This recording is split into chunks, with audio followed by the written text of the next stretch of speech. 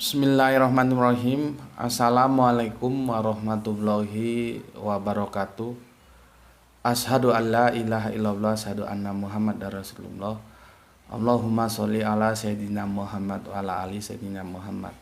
Kama sholaita ala Sayyidina Ibrahim wa ala ali Sayyidina Ibrahim bil alaminna innaka hamidum majid.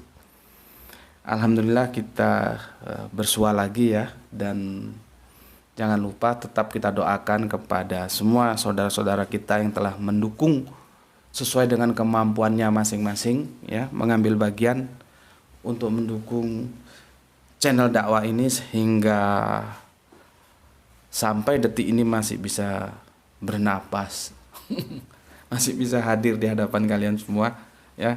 Kita ucapkan terima kasih kepada beliau-beliaunya. Semoga dukungan itu ya menjadi catatan langit amal soleh untuk beliaunya beserta keluarganya. Amin amin ya robbal alamin. Oke, aku sedikit berkomentar ya. Semakin mendapat dukungan kebenaran aja tentang pernyataan yang kemarin aku sampaikan. Memang publik YouTube seperti itu ya. Mereka lebih senang yang sensasi daripada yang akademisi.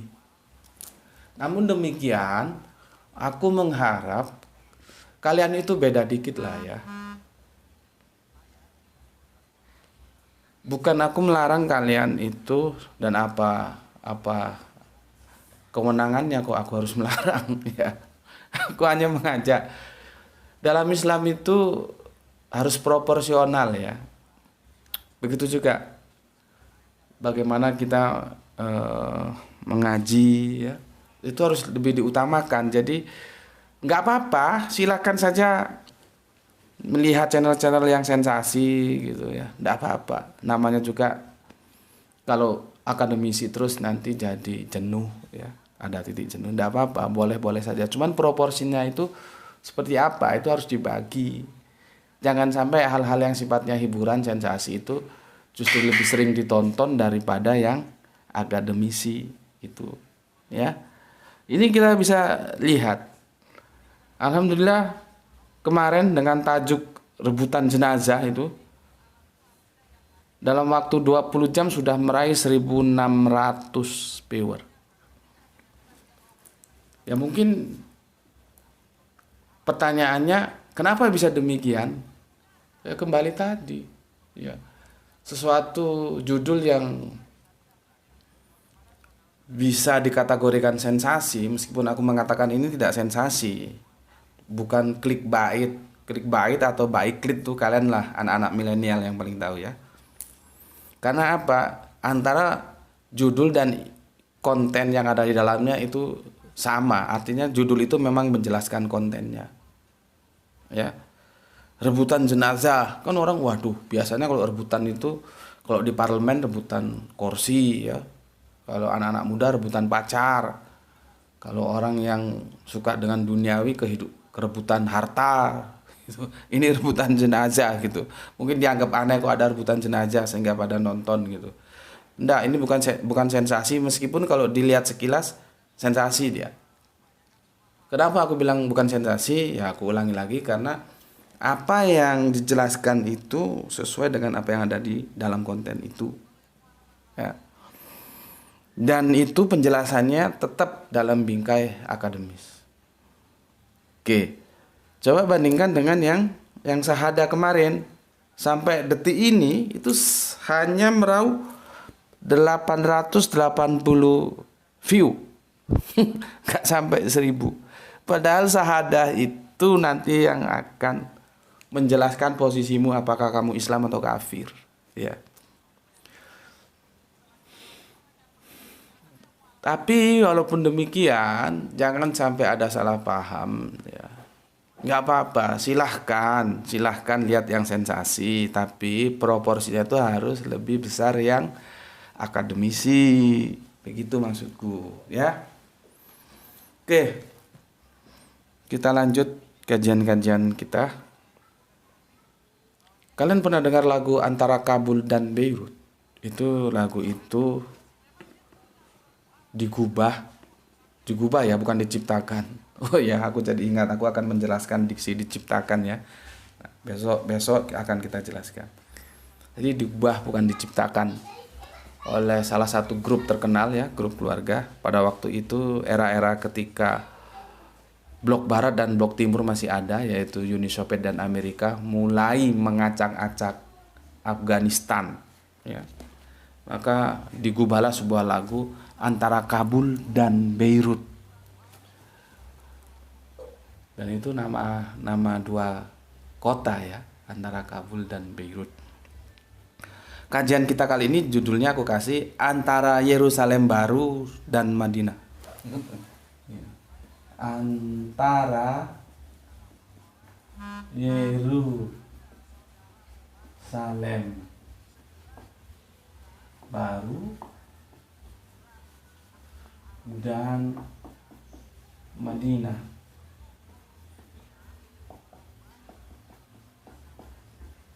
Nih judul kajian kita.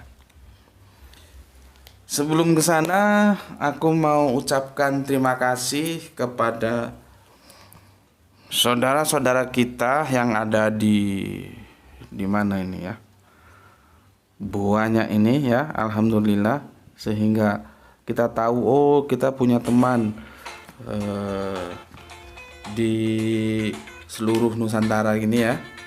Kita punya teman sehingga kita merasa ya semakin banyak saudara kita ya.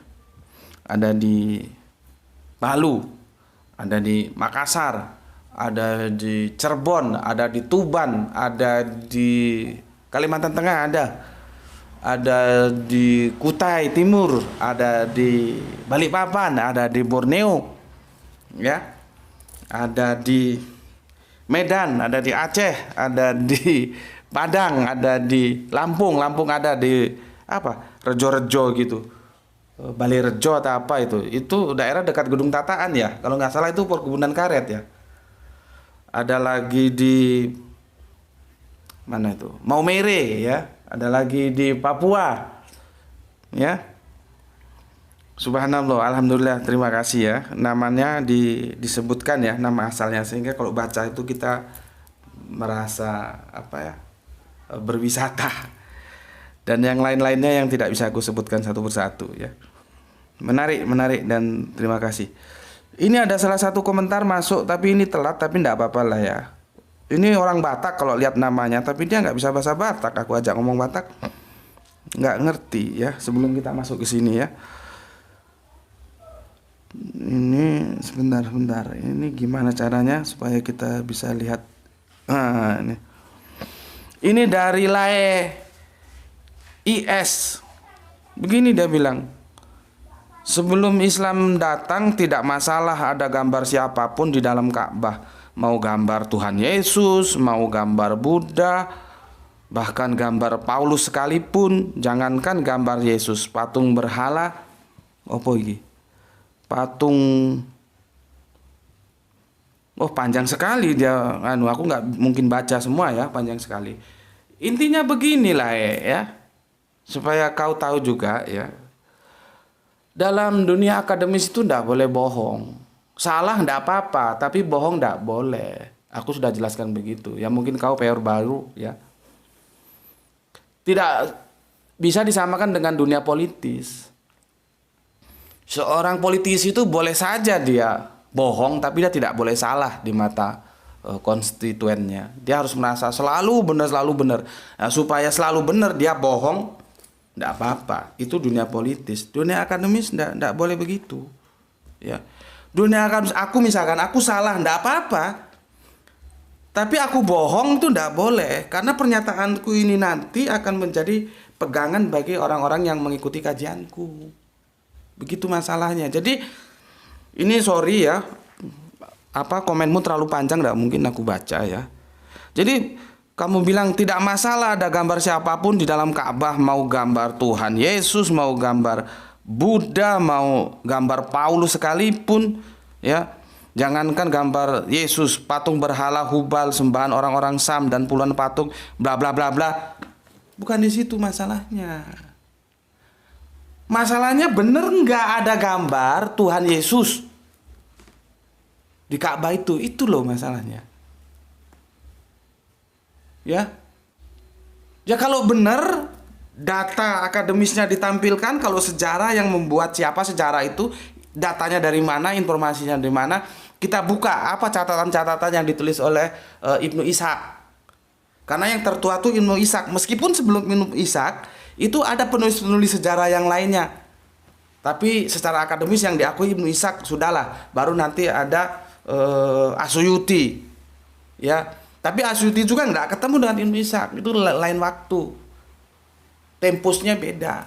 Hanya ketemu buku-bukunya Ibnu Ishaq yang dijadikan sandaran penulisan-penulisan sejarah Arab oleh Asyuti, gitu. Ini bicara sejarah tidak semudah yang kamu ngomong. Jadi bukan masalah mau patung siapa aja ada, mau gambar siapa aja ada sebelum Islam masuk, itu tidak masalah. Bukan di situ masalahnya. Misal masalahnya itu bener nggak ada atau bener nggak tidak ada.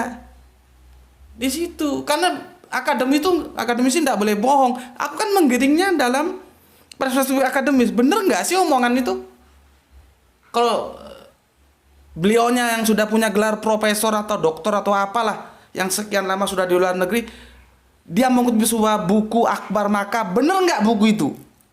Kalau nggak berarti itu pembohongan publik. Di sana masalahnya. Kok kamu bikin sesederhana, nggak peduli ada gambar siapapun, bukan begitu, ya, bukan di situ masalahnya. Makanya kalau lihat kajian-kajianku itu dicermati, ya lah ya. Masalahnya bukan di situ. Masalahnya adalah benarkah ada gambar Yesus di Ka'bah itu? Tuh. Kalau benar, coba sampaikan argumentasi handalnya itu seperti apa. Nanti kita uji bareng. Buku Akbar Makkah itu sejauh apa dia handal bisa dijadikan sebuah patokan kebenaran. Karena aneh kalau Kanjeng Nabi sudah nyuruh, itu umat Islam akan taat. Oh, ini jangan hapus ini. Mesti umat Islam taat. Faktanya sekarang ada nggak itu gambar? Kan di sana. Dari situ aja kita sudah merasakan bahwa ada sebuah keanehan tentang informasi yang disampaikan, gitu loh. Jadi kita bicaranya tuh bener salah, itu bener nggak? Kalau bener ya bener, kalau salah ya salah, gitu. Ya lah ya. Tuh. Dan sebagai perspektif yang kita pakai yaitu perspektif akademis, tidak boleh ada kebohongan di sana. Kalau orang-orang politis sih bohong itu ya, biasa saja bagi mereka. Ya.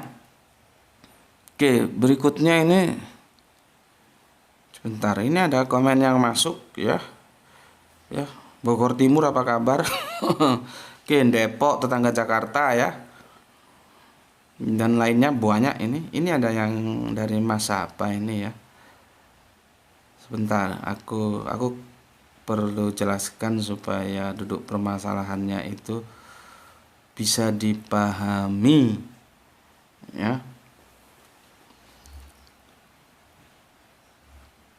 Nah, ini begini.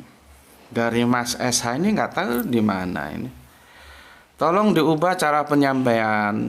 Kadang muter-muter, pengulangan-pengulangan yang tidak perlu kelihatan memperpanjang durasi dan kasar, menggoblok-goblokkan orang, kelihatan sombong. Media ini tidak hanya dilihat kelompok kamu saja. Oke, untuk Mas SH, lihat jawabannya itu paling tuntas ada di aku adalah aku, gitu ya. Aku adalah aku ya. Jadi aku jawab satu-satu lah ya. Tolong diubah cara penyampaiannya. Nggak bisa, Mas. Aku adalah aku ya. Sampean tidak akan bisa merubah aku ya. Berikut, kadang muter-muter pengulangannya. Kamu lihat Al-Qur'an. Aku nggak tahu. Karena nama Islam kadang-kadang juga bukan Islam. Seperti kemarin ada nama Abdullah, tapi komentarnya jelas itu bukan orang Islam ya. Karena kita main di dunia maya ya. Aku nggak tahu ini kafir atau Islam yang komentar, aku nggak tahu ya. Kalau dia Islam, tentunya dia pernah baca Quran. Di Quran itu selalu mengulang-ulang juga, ya. Berita tentang Kanjeng Nabi Adam, ya, itu ada diulang beberapa surat. Kanjeng Nabi Ibrahim, Kanjeng Nabi Musa, Kanjeng Nabi Isa, itu diulang-ulang. Ya. Jadi ada sunahnya mengulang-ulang itu supaya paham. Lah orang diulang-ulang aja tidak semuanya paham kok. Ya. Jadi bukan ini ditambahin memperpanjang durasi, bukan. Mengulang-ulang itu bukan untuk memperpanjang durasi. Justru aku kalau bisa membuat kajian itu sebetulnya yang paling ideal, paling banyak powernya, kalau kita mau nuruti itu ya, itu 15 menitan. Tapi tidak bisa, kajian-kajianku itu bisa selesai 30 menit itu sudah bagus. Ya. Ya memang ada sih, cuman beberapa dari sekian ratus, sudah berapa ratus, sekarang sudah 500 atau 600 video, nggak tahu aku itu. Ada sih yang pendek-pendek, tapi kan itu bisa dihitung dengan jari.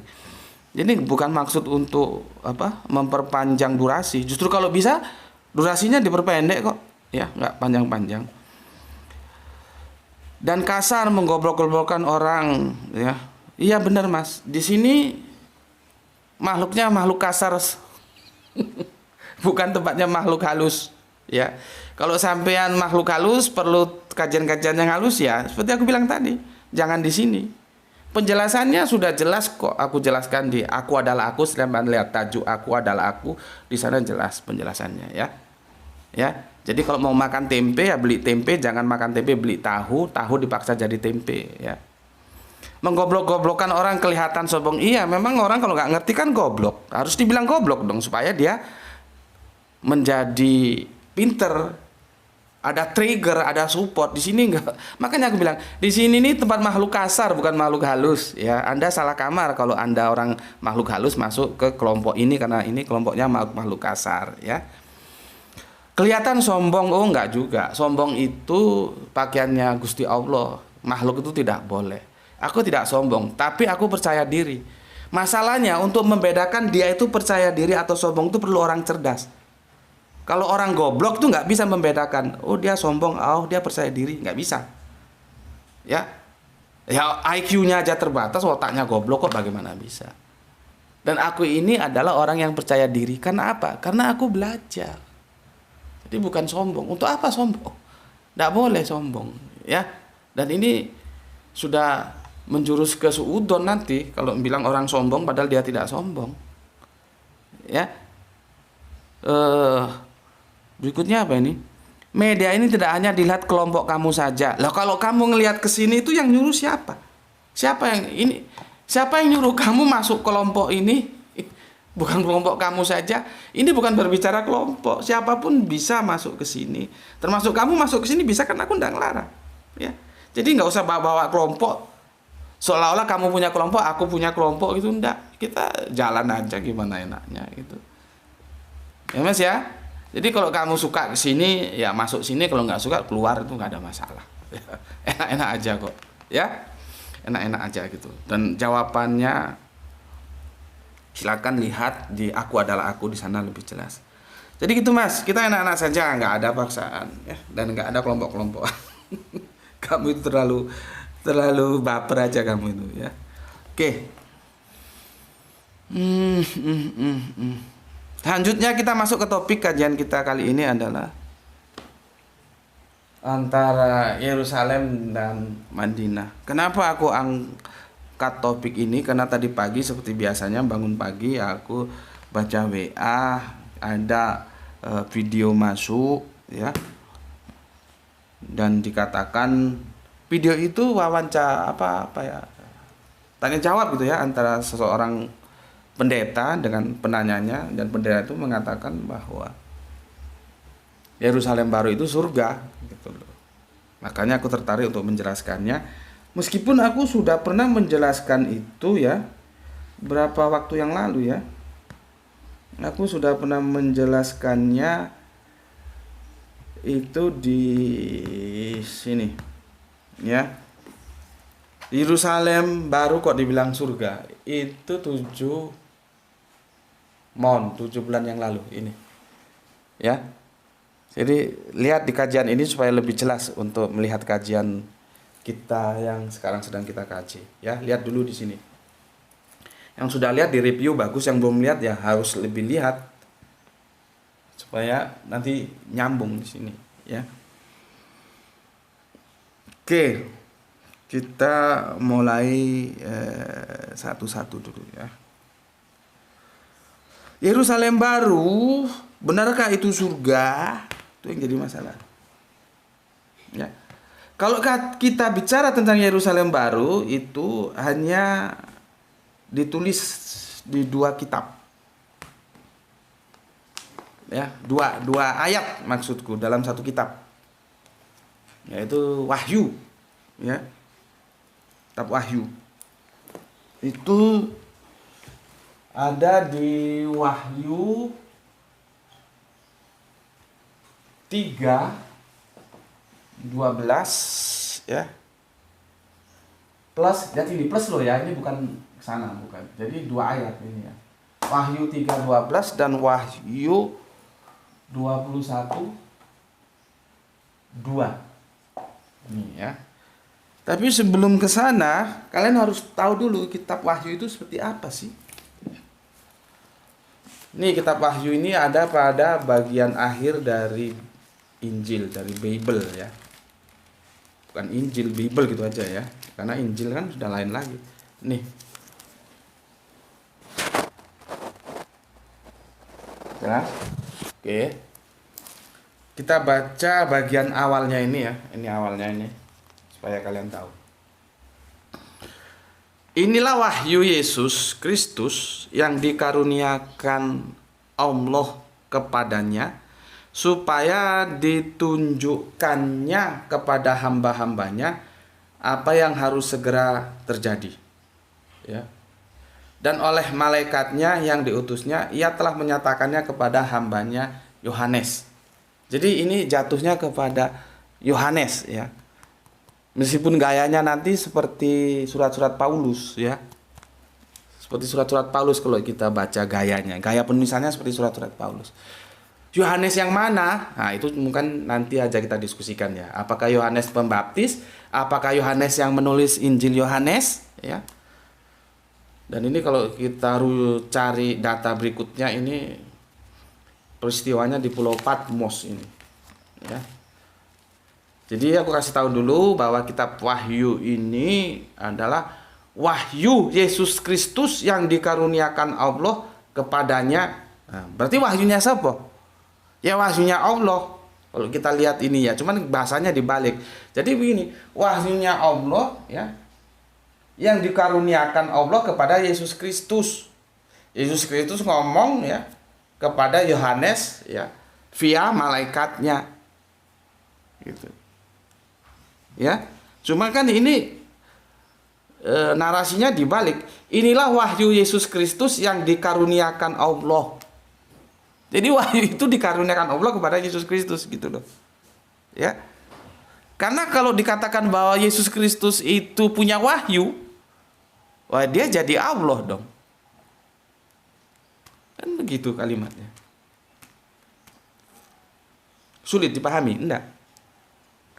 Semoga paham ya. Oke. Sekarang aku baca surat yang pertama ya, Wahyu 3:12.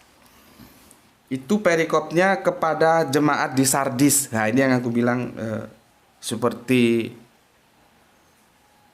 penulisan surat-surat Paulus ya. Ada di Roma ya. Roma itu nama tempat. Jadi Paulus nulis surat kepada jemaat di Roma, maka tulis Roma itu nama tempat. Seperti ini Sardis tempat. Setelah Sardis kita baca sebagai pengantar, baru turun nanti kepada jemaat di Philadelphia. Nah, aku juga kaget ternyata yang di Amerika itu Philadelphia itu jangan-jangan mengambil nama dari Alkitab ya. Kepada jemaat di Philadelphia gitu. Kita langsung saja merujuk ke surat 3:12. Barang siapa menang, ia akan kujadikan soko guru dalam bait suci Allahku. Allahku loh ya. Kunya siapa? Kunya itu Allah bukan? Bukan kan? Ya kembali ke awal tadi. Itu merujuk kepada Yesus. Jadi Yesus itu punya Allah. Bukan Yesus itu Allah. Ya. Oke. Barang siapa menang, ia akan kujadikan soko guru di dalam bait suci Allahku, dan padanya akan kutuliskan nama Allahku. Itu kata Yesus ya. Nama kota Allahku, nama kota ya, nama kota Allahku yaitu Yerusalem Baru. Jadi nama kota Allah itu Yerusalem Baru. Ya. Gini loh ya, bahasa-bahasa Wahyu ini di kitab Wahyu ini banyak menggunakan bahasa-bahasa metafor. Jadi kalian harus hati-hati. Ada misalkan ada nama kota Allah, nanti terus Allah punya kota ya. Bukan begitu penjelasannya. Ya. Bait Allah punya bait ya gitu. Ya. Oke. Nama kota Allahku yaitu Yerusalem Baru yang turun dari surga, dari Allahku. Jadi nama itu turun dari surga, dari Allahku. Turunnya kemana? Ke bumi. Gitu loh. Kan nama itu turun, meskipun kita harus paham, nama itu turun artinya ya diturunkan. Bukan ada nama tertulis dalam loh batu terus turun. Tidak begitu. Artinya nama itu dikasih nama Yerusalem Baru. Nama karena tempat itu diridhoi oleh Allah. Di mana nama itu? Ya di bumi. Kan sudah jelas. Nama kota Allahku yaitu Yerusalem Baru yang turun dari surga, dari Allahku. Turunnya kemana?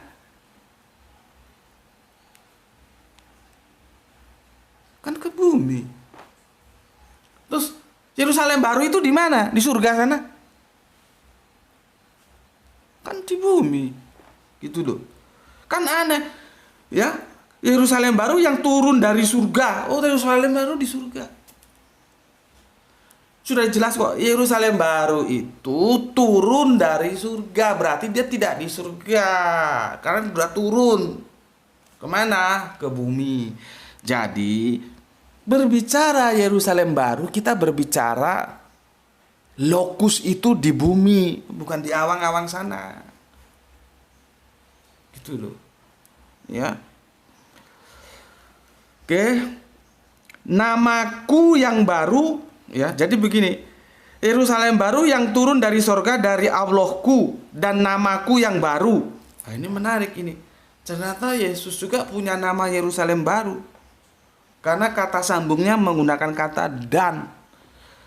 Jadi Yerusalem Baru itu ya, selain nama kota Allah juga menjadi nama Yesus. Ya, coba perhatikan kalimatnya.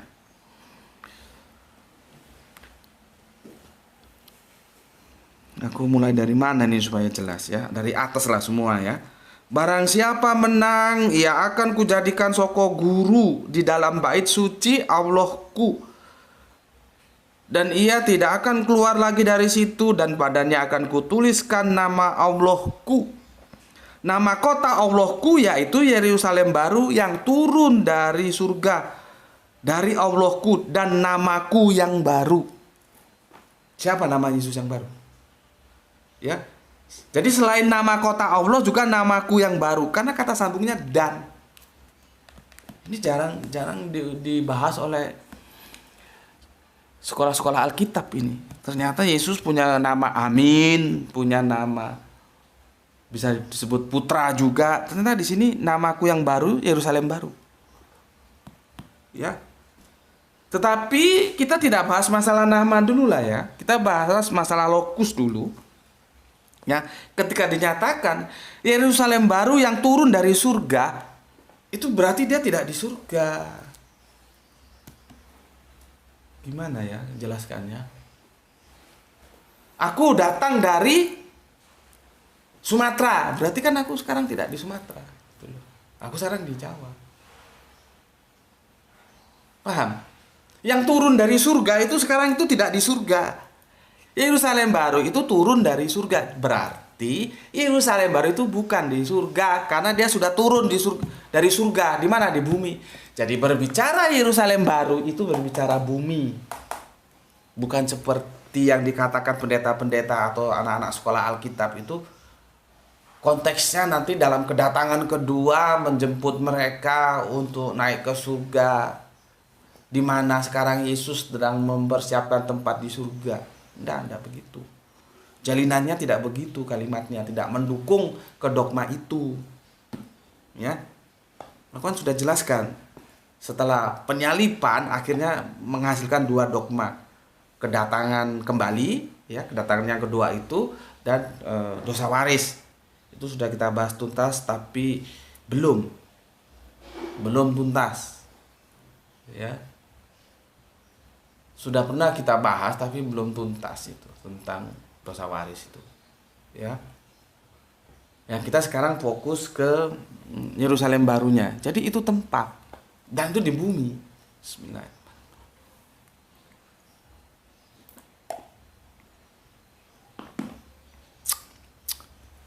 Yang menarik lagi kan kalau dogma kedatangan kedua itu Islam mainstream juga akhirnya terkontaminasi dan mempercayai itu ya sudah kita kaji itu kan.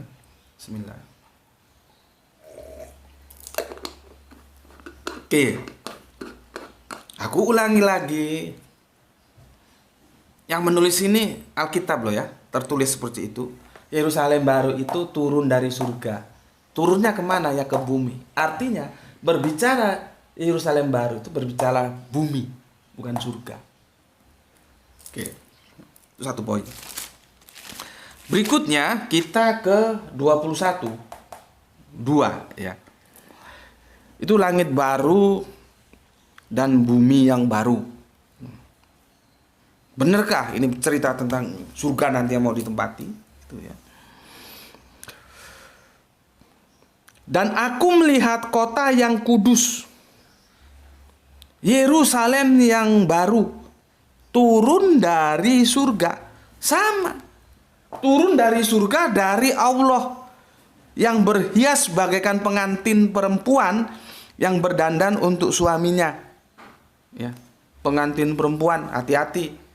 Jangan dipahami nanti ada kawin mengawin seperti di dunia ini. Ini bahasa metafora, makanya teman-teman Kristen juga tanya kepada teman-teman Islam. Tapi kalau kamu tanya terhadap teman-teman Islam yang mana teman-teman Islam itu sendiri tidak paham, karena terjemahan-terjemahan juga sudah bermasalah. Nanti dikirain di surga sana ada kawin mengawin seperti di bumi ini kita kawin mengawin. Tidak begitu. Karena di dalam Al-Quran kata pasangan itu juga tidak bisa serta-merta dipahami sebagai istri. Terus apa itu yang mutoharotun, terus suci, terus otaknya lari, oh ini perawan, terus dipakai berkali-kali. Aduh, kok bisa begitu sih? Mutaharotun itu suci. Nanti semoga teman-temanku Islam ini semua, kita nanti di surga ketemu, di surganya Allah ketemu. Tidak ada lagi dengki di hatiku, tidak ada lagi dengki di hatimu. Suci. Kita menjadi pasangan. Begitu. Ini kok terjemahan larinya terus ke perawan-perawan, larinya terus ke istri, bidadari jadi istrinya, terus kawin mengawin. Tidak begitu. Nantilah makanya kita perlu banyak ngaji ya, supaya paham. Begitu juga di sini. Kawin mengawin di sini, pengantin di sini ya. Kan ini nanti pengantin perempuannya itu orang Kristen. Pengantin laki-lakinya Yesus, kan begitu. Jadi jangan terus dipahami seperti apa yang ada di otak kita. Terus kawin mengawin seperti di bumi. Enggak begitu.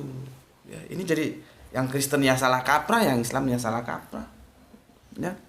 Tapi itulah nanti kita bahas. Tapi intinya apa yang ada di Wahyu 3:12 dan yang ada di Wahyu 21:2 sama dikatakan adalah Yerusalem yang baru turun dari surga.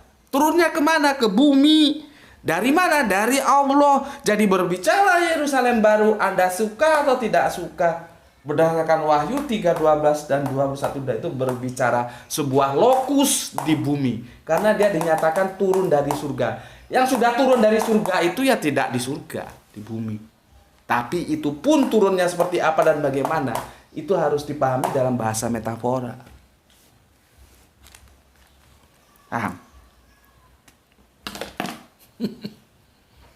Paham nggak?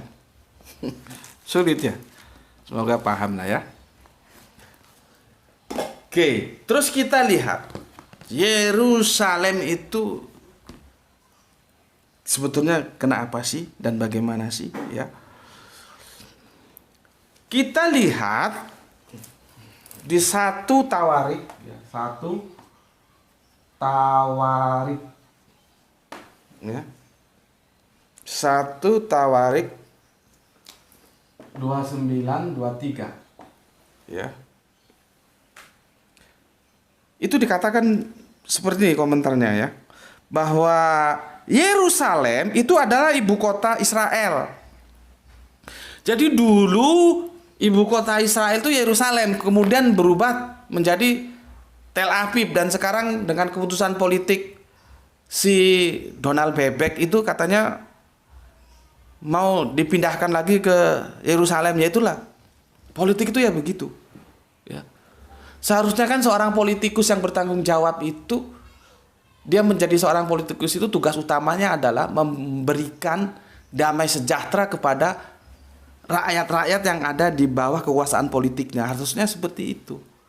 Tapi kebanyakan orang-orang politik ini mengerjakan yang tidak perlu dikerjakan dan meninggalkan yang harusnya dia kerjakan itu loh. Ini kan permainan politik saja. Sekarang ada sebuah gagasan dari Donald Bebek itu mau dipindah dari Tel Aviv ke Yerusalem lagi. Jadi katakanlah sebuah isu pemindahan ibu kota itu bukan lagu baru, itu lagu lama.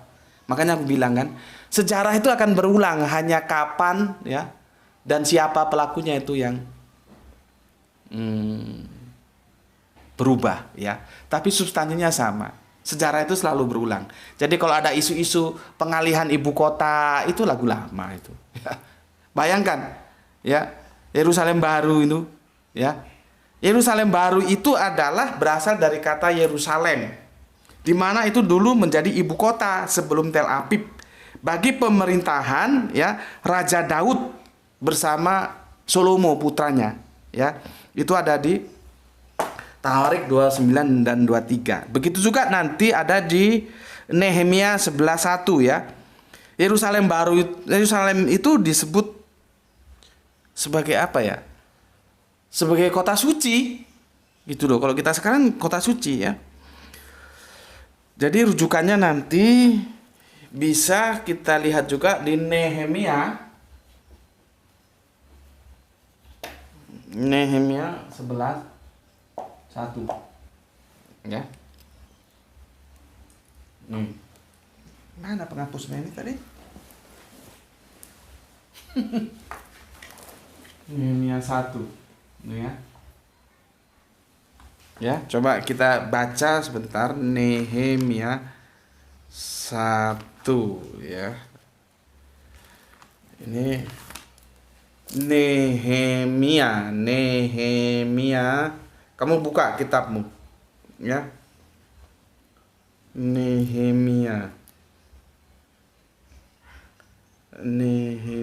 Waduh, ini agak sulit carinya ya. Nehemia.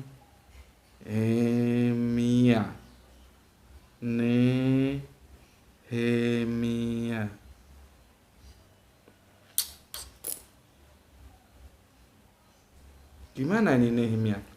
537 ya, sudah pakai kacamata nyarinya sulit. 537 ini supaya kita sama-sama tahu apa sih kata Nehemia ini ya. Nehemia 11 ya. Bukumu, Alkitabmu buka. Nehemia 11 ya. Nehemia 11:1. Para pemimpin bangsa menetap di mana? Yerusalem. Sedang orang-orang lain membuang undi untuk menentukan 1 dari 10 orang yang harus menetap di Yerusalem, kota yang kudus. itu, sedang yang 9 orang lagi tinggal di kota-kota yang lain. Sesuatu yang bisa kita ambil ya, bahwa pemimpin-pemimpin bangsa itu menetap di ibu kota Israel, yaitu Yerusalem. Apa itu Yerusalem? Kota yang kudus. Ya, kota yang kudus. Bahasa Ibrani-nya kados. Ya. Jadi di sini disebut kota yang kudus, kota suci. Kota suci. Tapi kudus itu sebetulnya bukan suci loh ya. Kados itu artinya terpisah.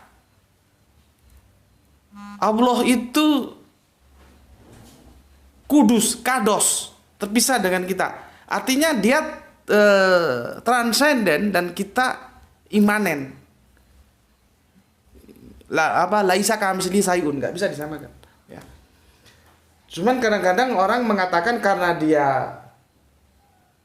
kudus, terpisah, ya itu terus menjadi kota suci. Tapi tekstualnya sebetulnya kudus itu tidak bisa diterjemahkan suci. Ya. Kenapa disebut kota suci? Nah ini karena Daud plus putra mahkotanya yang kemudian melanjutkan sebagai raja, yaitu Salomo, ini sukses menegakkan hukum Allah. Maka di sini nanti keluar istilah kerajaan Allah. Sudah. Kita kemarin sudah kaji ya tentang kenapa manusia itu tidak mau hidup dalam hukum Allah.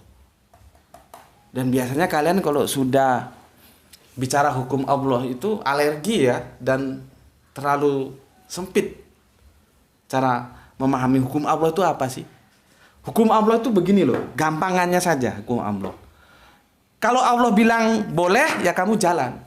Kalau Allah bilang jangan, ya kamu berhenti. Wes gitu aja wes. Daripada ribet-ribet aku jelaskan, ya. Hukum Allah mengatakan boleh, jalan. Hukum Allah mengatakan jangan, berhenti. Itu namanya kamu dalam hidupmu menegakkan hukum Allah. Semua para nabi itu menegakkan hukum Allah. Semua. Dari 124.000 nabi. Semua menegakkan hukum Allah. Jadi supaya orang itu hidup dalam aturan-aturan Allah. Kan sudah kita kaji kemarin. Nabi itu bisa juga disebut rabi, guru. Guru kita. Gurunya ada, kitabnya ada. Kitabnya ada, kitab suci. Supaya mengajari kita manusia itu hidup dalam hukum Allah. Ya. Makanya nabi itu manusia karena dia akan mengajar manusia. Kalau nabinya malaikat ya repot nanti. Prototipenya malaikat nanti dilaksanakan manusia. Karena ada hal-hal yang bisa dikerjakan malaikat tidak mampu dikerjakan manusia. Kan jadi nggak connect. Jadi nabinya manusia, umatnya juga ya manusia. Jadi kompatibel dia. Ya. Oke. Karena apa? Nanti ada praktek di sini. Gampangannya gini loh. Nabi puasa ya kita puasa. Nabi sholat ya kita sholat. Gitu loh. Ya. Meskipun Nabi itu juga nanti memang berguru kepada malaikat. Karena Allah tidak turun langsung. Seperti tadi di pembukaan surat Wahyu aku bacakan ya. Via malaikat. Malaikat mengajari, tetapi untuk hal-hal yang aplikatif itu nanti kita dikasih contoh Nabi itu. Ya. Oke. Dari sini kita tahu bahwa Daud dan Salomo, Sulaiman, ya, ini sudah sukses menegakkan yang disebut, nanti kalau aku bilang saksi Yehova dikirain aku pro saksi Yehova. Padahal aku pro semuanya, aku bersahabat dengan semuanya, ya. Tapi kalau kita berbicara tentang tajuk kerajaan Allah, itu memang paling asik dengan teman-teman saksi Yehova. Gitu loh. Nyambungnya kena. Gitu. Bismillahirrahmanirrahim.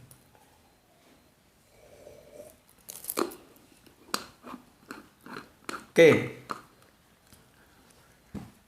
Ini di mana? Di Yerusalem, pusat kerajaannya itu Yerusalem. Kalau bahasa ini kan Ibraniun, kalau Arabiunnya Darussalam. Ya. Yerusalem. Disebutlah kemudian menjadi Yerusalem baru. Jadi Yerusalem baru ini tidak sama dengan Yerusalem ini. Yerusalem baru itu diambil dari Yerusalem ini. Tetapi di sini nama tempat ada. Yerusalemnya ada. Sekarang kita ke sana tuh ada.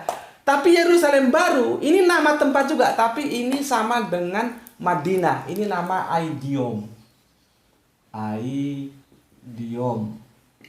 Bukan nama tempat seperti Jakarta, London, terus New York, Yerusalem. Nah, itu nama tempat. Ini nama idiom. Ya. Di Yerusalem lah. Kenapa Yerusalem diambil menjadi idiom? Karena Yerusalem inilah menjadi tempat. Kenapa warnanya begini? Nggak tahu Bapak. Ya. Di Yerusalem inilah menjadi tempat, menjadi ibu kota sebuah negara dibangun, ya, nation dibangun oleh Daud dan Salomo, ya. Bentar Bapak yang masang.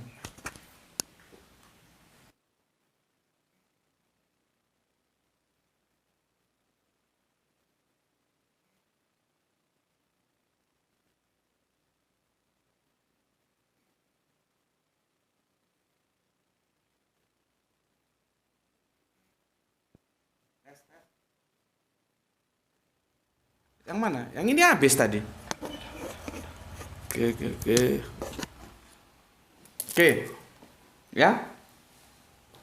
Harus sampai mana tadi? Karena ada gangguan teknis.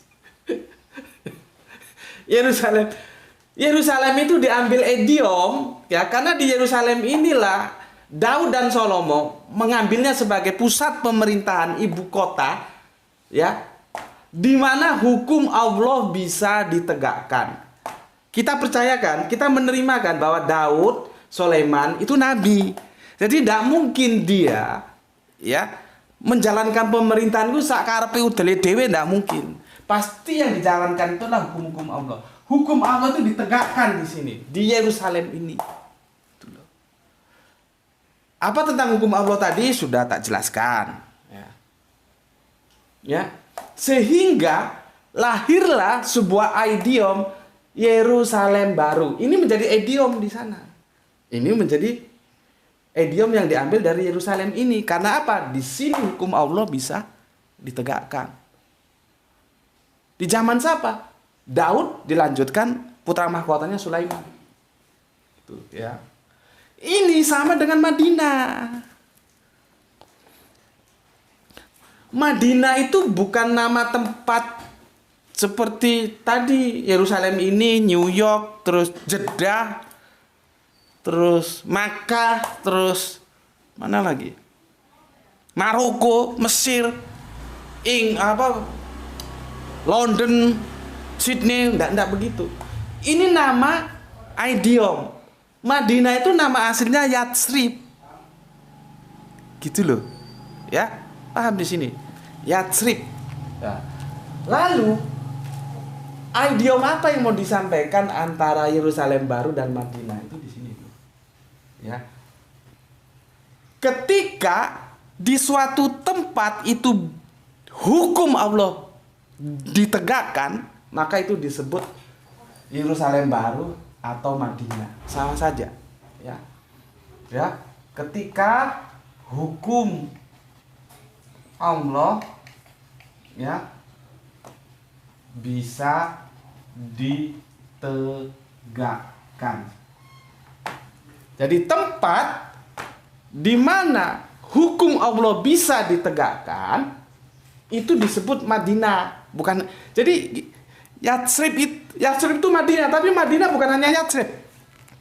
Dimanapun di kolong langit, betul di kolong langit ya, di atas bumi, kalau ada tempat di mana hukum Allah bisa ditegakkan, maka dia disebut Madinah atau disebut Yerusalem baru. Gitu loh ya. Jadi artinya Yerusalem baru dan Madinah itu bisa di mana-mana saja selama di tempat itu mempunyai syarat hukum Allah bisa ditegakkan. Gitu loh. Ini yang sama teman-teman Kristen dianggap Yerusalem baru itu surga, jadi nanti. Enggak. Yerusalem baru itu berbicara di bumi ini, tempat kita berpijak sekarang. Bukan surga di sana. Gitu loh. Ya. Cuman kadang-kadang kalau kalian enggak teliti, itu seperti di ini. Itu salah terjemahan gitu. Kalinya kacau lah ya. Namanya sudah salah, bagaimana mau benar? Kamu bisa buka surat Al-Kahfi 18-19. Di sini ya. Quran surat Al-Kahfi. Ya, surat ke-18 nomornya 19. Ya. Itu salah itu terjemahannya. Ya. Di situ ada kata kota. Ya. Ada kata kota. Jadi menjadi sempit maknanya. Kamu buka Al-Qur'anmu surat 18. Surat ke-18 ya. 17 18 nomornya 19. Itu ya. Ada kata kota di terjemahannya itu. Kalau kamu tarik ke Arabionnya itu berasal dari Madinah. Madinah. Ini nggak bisa bos diterjemahkan kota. Memang ini nama tempat, tapi dia karena gimana ya? Nanti cara berpikirnya yang membaca terjemahan ini dianggap kota itu sembarang kota seperti yang aku bilang tadi ya. Entah itu London, entah itu mana itu ya? Mesir ya. Mesir sana. Apa itu Maroko sana, apa itu di Australia sana ada nama kota apa namanya gitu. Jadinya begitu nanti cara orang memahaminya. Padahal tidak. Ini benar nama tempat, nama kota, tapi dia bersyarat. Ini loh syaratnya. Ketika hukum Allah bisa ditegakkan. Jadi seharusnya jangan diterjemahkan kota. Kalau memang nggak mau menerjemahkan ya sudah Madinah gitu aja. Supaya nanti pembaca berpikir seperti kemarin kita bahas apa ya? Apa kemarin kita bahas itu? Sahada. Sahada itu apa? Ya sudah.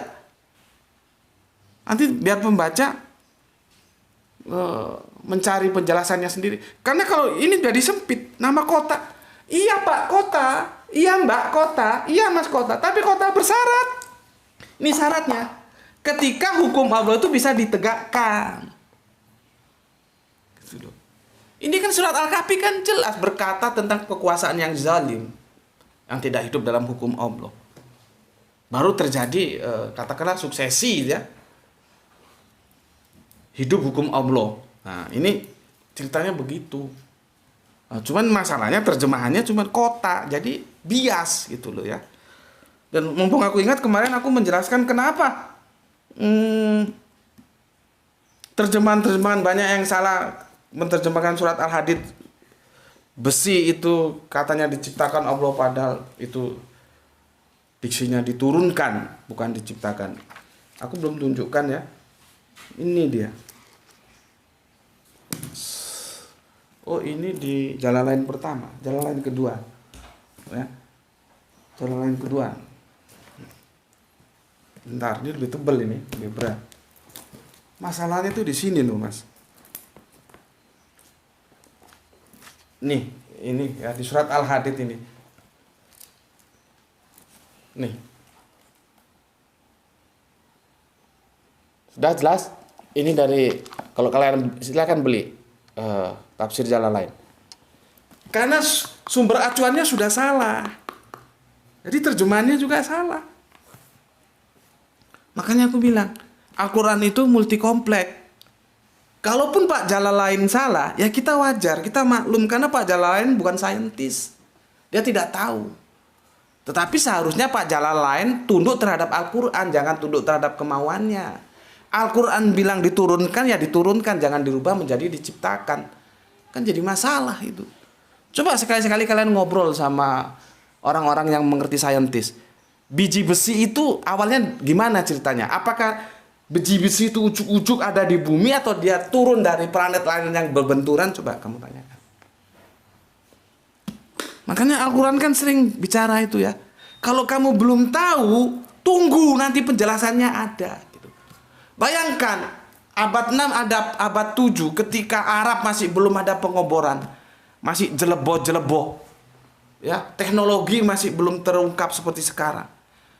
Dikatakan dalam Al-Quran di dalam laut itu ada api. Coba. Orang bisa bingung itu. Tapi sekarang teknologi sudah berkembang. Seperti aku kalau pulang ke Sumatera itu, di pantai utara itu, kalau aku lewat Pantura, pengeboran minyak lemas pantai itu, di tengah laut itu api itu menyembur. Jadi benar di dalam laut itu ada api. Ya, terus kalau kita terus, masa sih? Enggak tahan terhadap Al-Quran. Seperti Pak Jalalain tidak taat terhadap teks-teks Al-Quran. Allah bilang diturunkan, diterjemahkan, diciptakan. Jadi kacau. Makanya taat terhadap Al-Quran. Dan jangan memberi cek kosong kepada siapapun. Ya. Dan ulama itu manusia, bisa juga salah. Kalau salah ya kita salahkan. Kalau benar ya kita benarkan. Tetapi kan jasa Pak Jalalain juga tetap banyak ya. Meskipun ada salahnya itu ya sudah kita bilang salah tanpa kita melupakan jasa-jasa berikutnya sudah menafsirkan Al-Quran dan itu benar. Jadi berpikir akademis itu begitu. Benar ya dibilang benar, salah ya dibilang salah. Ya. Jangan benar semua, salah semua, tidak begitu. Ya. Oke. Aku ulangi lagi, aku review ya. Berapa lama sudah? Aku review ya. Sudahlah, ini sudah cukup ini. Yerusalem baru dan Madinah itu merujuk pada sebuah idiom, adalah sebuah locus delicti, tempat di mana ketika hukum Allah itu bisa ditegakkan. Maka dimanapun di muka bumi, di kolong langit ini, ketika ada sebuah lokus di mana hukum Allah bisa ditegakkan, dia bisa disebut Yerusalem baru, bisa disebut Madinah. Kalau kita pakai perspektif perjanjian lama, Yerusalem baru. Kalau kita pakai perspektif perjanjian terakhir, Madinah. Jadi ini nama idiom. Ya, nama idiom. Idiomnya mana? Ini. Ya. Dengan demikian, ketika teman-teman Kristen mengatakan Yerusalem baru itu surga nanti di sana, itu lost context. Teksnya tidak bicara begitu yang sudah aku bacakan tadi. Ya. Oke, itu dari aku. Mungkin ini menarik untuk kita lanjutkan. Nanti kita mencari Yerusalem baru itu di mana ya? Yang jelas tidak di bumi. Gitu. Ya. Bismillahirrahmanirrahim. Ini sudah mulai mendung lagi. Ya. Semoga tetap membawa damai. Kita ketemu dalam kajian berikutnya. Alhamdulillahirabbil alamin.